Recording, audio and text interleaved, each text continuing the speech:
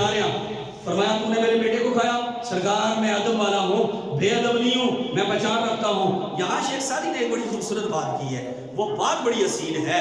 کہتے ہیں اس رب کی قدرت کے قربان جائیے، جب اس کی مشیت آتی ہے بندہ مشیت کی زد میں ہوتا ہے.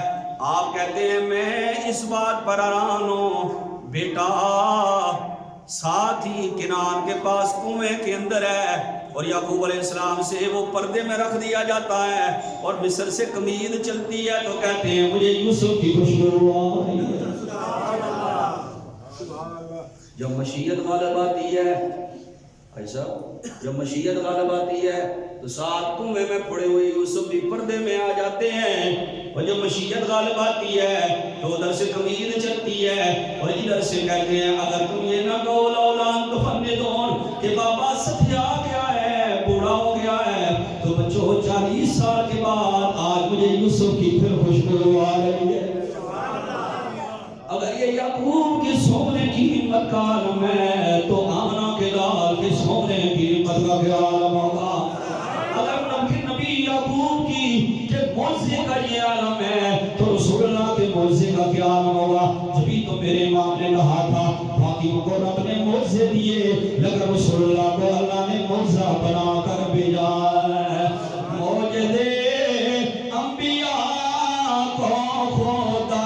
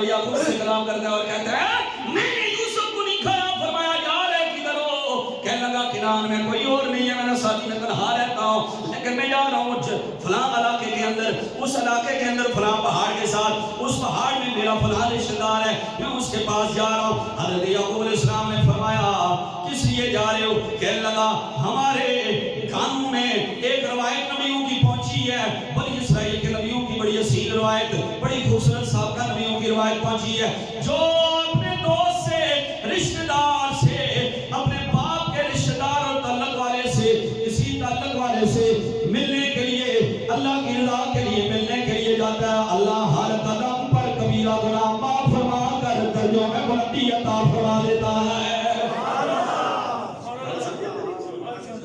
گل سمجھا میری؟ گل سمجھ آئی نہیں؟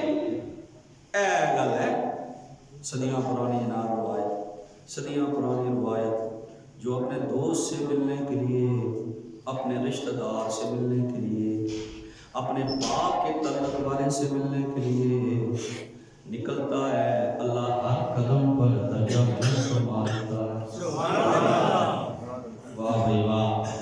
ابے اور ایک اور انتظار کرتے ہو کہ پتر میرے نال گل کرو، پتر موبائل چوئی نہ نکلے، ماں جی بات کریں، وہ انتظار کرتی ہیں کہ بیٹا جی بات کرو، پتر کول بیٹھے ہوئی موبائل تو نہ نکلے.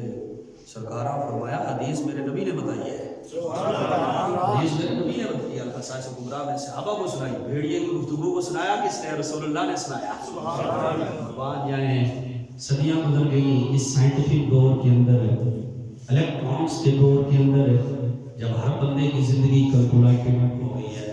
کیلکولیٹڈ ایسے ہی خام کا لوگ اپنے آپ کو مصروف گردانتے ہیں اور پھر قریب والے دور والے قریب ہو گئے ہیں. سرکار نے فرمایا وہ بھیڑیا کہنے لگا جو اگر اپنے باپ کے کسی دوست سے ملنے کے لیے جاتا ہے، رشتہ دار سے ملنے کے لیے جاتا ہے، ایک اندازہ کرو بھائی ابے لے یار نال ابے لے سنگینا میں جاؤ تے اللہ اتنا اجر عطا فرما دے. ابے نال اس کے گل کرو تے پیو نال اس کے گل کرو تے ماں نال اس کے گل کرو تے نہیں جی باپ ابا جی کر دی اسلام